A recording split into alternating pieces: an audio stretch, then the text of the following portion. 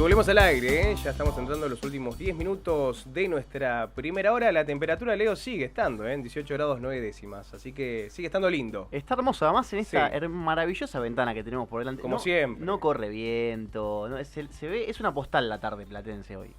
Totalmente. Y bueno, vamos con la entrevista de esta tarde, y tal como lo habíamos anticipado, el jueves pasado el Ministerio de Economía envió al Congreso Nacional el proyecto, ¿no?, de Ley Presupuesto 2023. En ese sentido hay que recordar que para lograr su aprobación, a diferencia de lo ocurrido, ¿no?, con el presupuesto actual, será necesario que alcance, ¿no?, los consensos con la oposición. Y para conocer justamente la mirada del principal espacio opositor, estamos en comunicación con el diputado Miguel Basse, dirigente de la Unión Cívica Radical e integrante del interbloque de Juntos por el Cambio en la Cámara Baja, a quien le damos la bienvenida.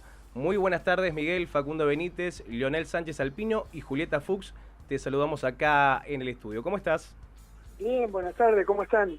Buenas tardes, Miguel. ¿Cómo viene todo? Bien, trabajando, pero bien. Bien, arrancando con todo la semana. Sí, la semana pasada tuvimos bastante actividad porque hubo también algunos proyectos, algunas leyes vinculadas con lo económico, el tema del consenso fiscal, por ejemplo, y la prórroga de impuestos que estuvimos discutiendo con el oficialismo. Y ahora, bueno, justamente empezamos a analizar el proyecto que ingresó el 15 a la Cámara de Diputados, el proyecto de presupuesto. Así es que estamos abocados a esa tarea, sí, efectivamente. Bien, Miguel, en ese sentido, ¿no?, el proyecto original que, bueno, contempla como meta una reducción, ¿no?, del déficit fiscal del 2,5 al 1,9%, ¿no?, conforme a lo que acordado, ¿no?, con el Fondo Monetario Internacional, lo que equivale a una inflación del 60% y un crecimiento, ¿no?, de un 2% para el 2023. En ese sentido, ¿qué evaluación estás haciendo al respecto y, bueno, qué considerás necesario para que la oposición acompañe todo esto? Bueno, a ver, primero nosotros tenemos la predisposición, como siempre, a analizar en profundidad el presupuesto, a tratar de llegar a posiciones comunes con el oficialismo.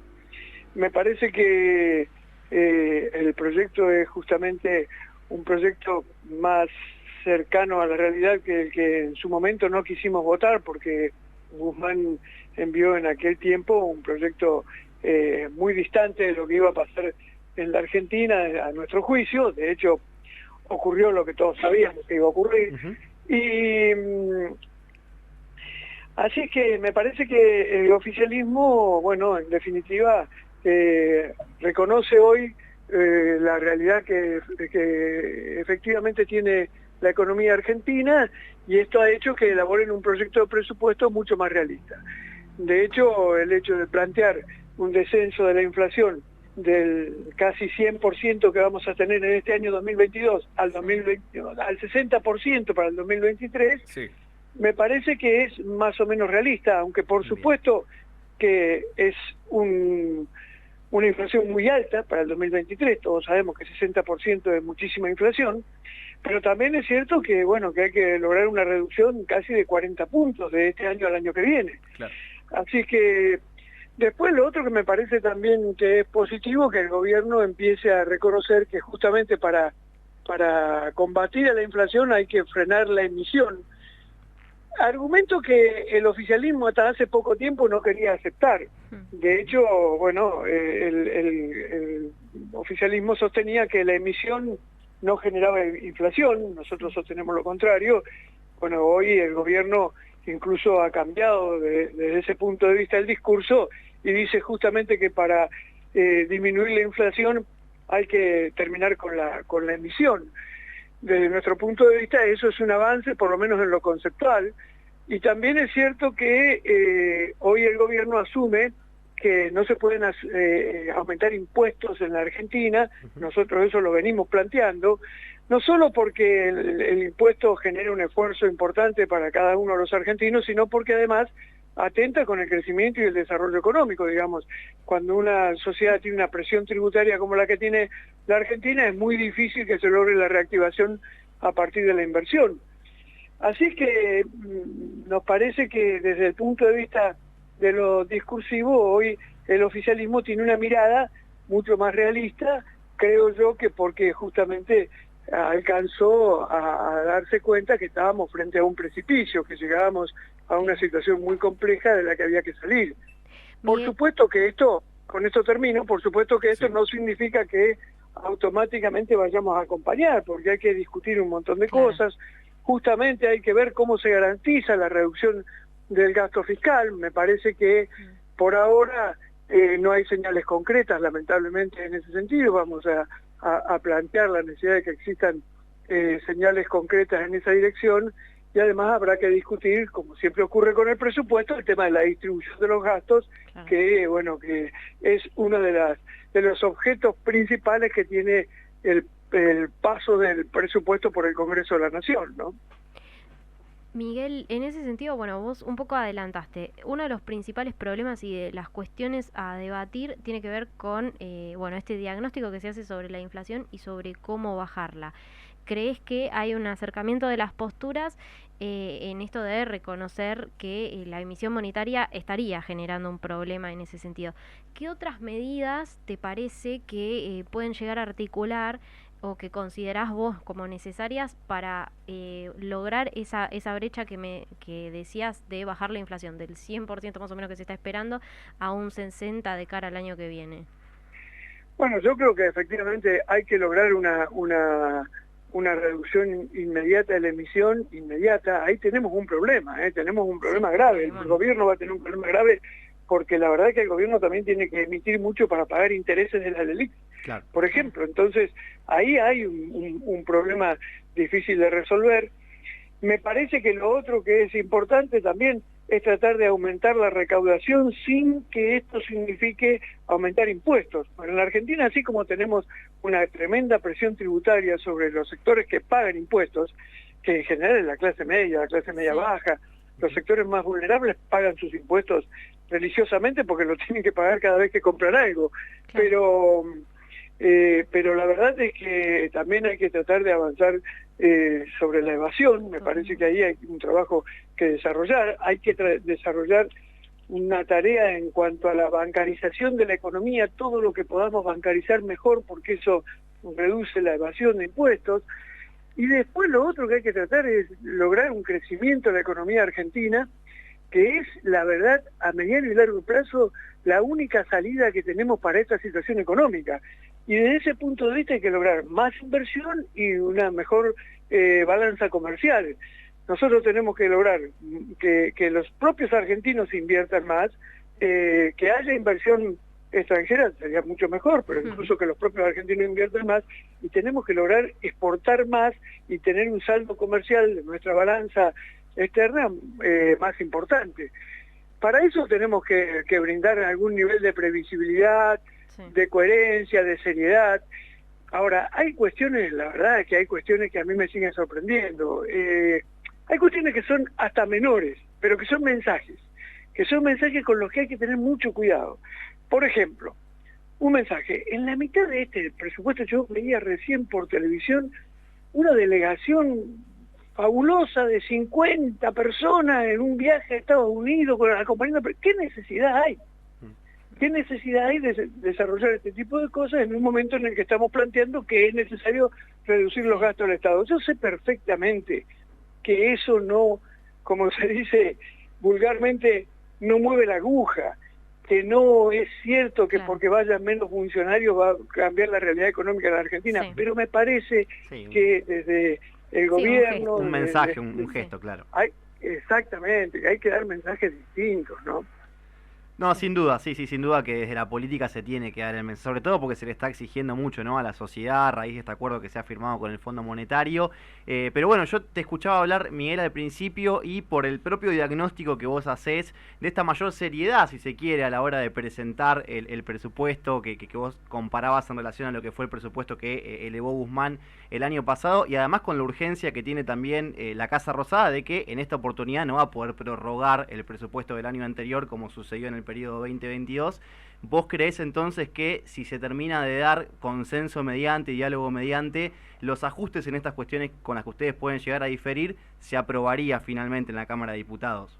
Yo creo que sí, yo creo que vamos a tener que trabajar en esta dirección porque tenemos que asumir que es una situación compleja. Nosotros, naturalmente, tenemos que abordar esta discusión con toda predisposición necesaria para avanzar en la posibilidad de aprobar el presupuesto, y el oficialismo tiene que venir preparado también como para cambiar algunas cuestiones. Claro.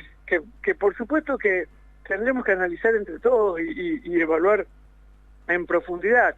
Ahí hay, por ejemplo, un planteo vinculado con el tema del gasto tributario, que son las exenciones y disminuciones de impuestos que se hacen para determinados sectores. Bueno, ese es un tema en el que también hay que trabajar. Digamos, vamos a tener que dedicarnos mucho al tema, pero me parece que, en definitiva, lo ideal sería que avanzáramos como corresponde en la elaboración del mejor presupuesto posible para hoy en la Argentina y que termináramos aprobándolo, ¿no?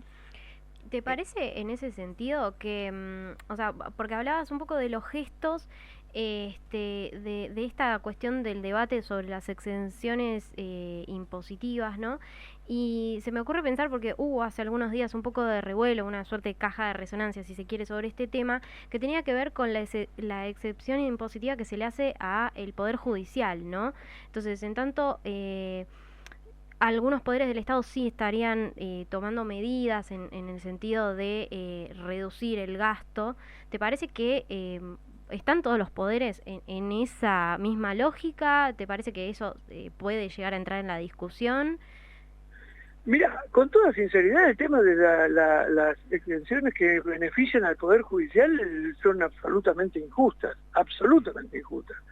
Me parece que es, lamentablemente, bueno, un planteo de hace mucho tiempo. El Poder Judicial, los jueces toman esto como un derecho adquirido y en función de eso siguen gozando de un beneficio que me parece a mí que de ninguna manera corresponde y que, como digo, incorpora una situación muy injusta para con el resto de la sociedad.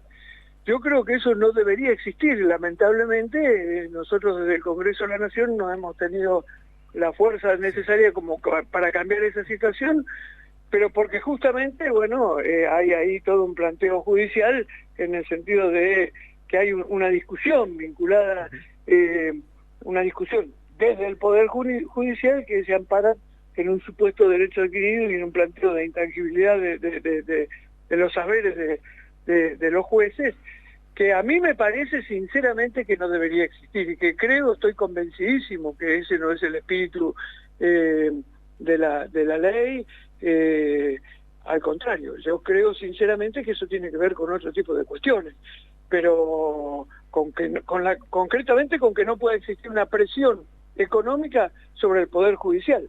Ahora, eso no significa que tengan que tener que gozar de un beneficio que el resto de la sociedad no tiene. Ahí me parece que hay una cuestión de injusticia que hemos tratado de resolver desde la reforma de la ley, planteando una situación distinta para el futuro, pero creo que habría que resolver esa situación, sí, sin ningún lugar a dudas.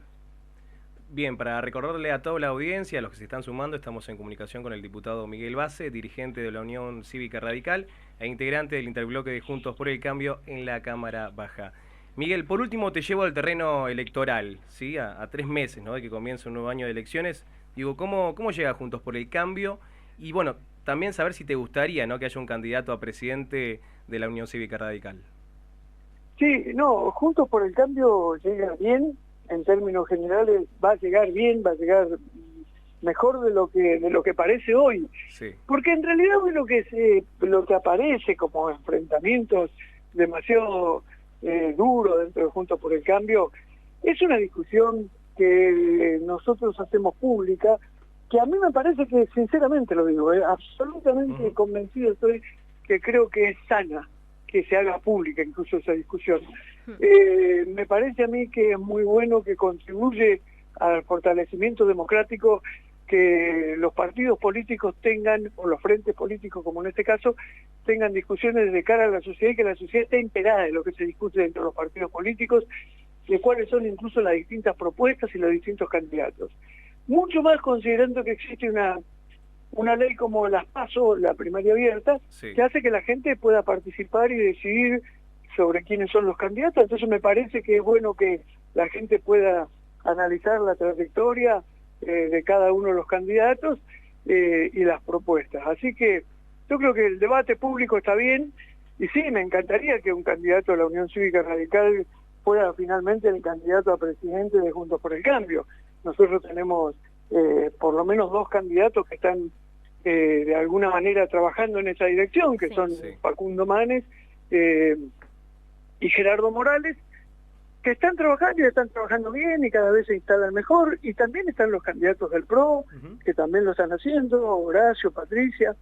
Así es que seguramente si vamos a avanzar a la realización de una primaria abierta en la que se va a definir el candidato de Juntos por el Cambio. Y lo mejor de esto, con esto termino, es que dentro de Juntos por el Cambio se está trabajando muy bien en los equipos técnicos. Los equipos técnicos del radicalismo, del PRO, de la coalición cívica y hasta los de Pichetto, los del peronismo republicano de Pichetto, están trabajando juntos, sobre todo, por ejemplo, el equipo económico. El equipo económico que del radicalismo lidera Levi Yeyati, que del PRO lidera el exministro de Economía Lacunza, Hernán Lacunza. También hay otro grupo del PRO, más vinculado con Patricia, que está trabajando de la mano de Luciano Laspina. Bueno, son grupos que están trabajando muy bien en la elaboración de una propuesta económica para superar la crisis a partir del 2023, ¿no? Bien, bueno, Miguel, te agradecemos por estos minutos con Punto Capital Noticias. No, al contrario, les agradezco mucho a ustedes. Hasta luego, un abrazo. Hasta luego, hasta luego. Bien, ahí ha pasado el diputado Miguel Base, ¿sí? Dirigente de la Unión Cívica Radical, bueno, dejando muchos títulos, así que bueno, linda.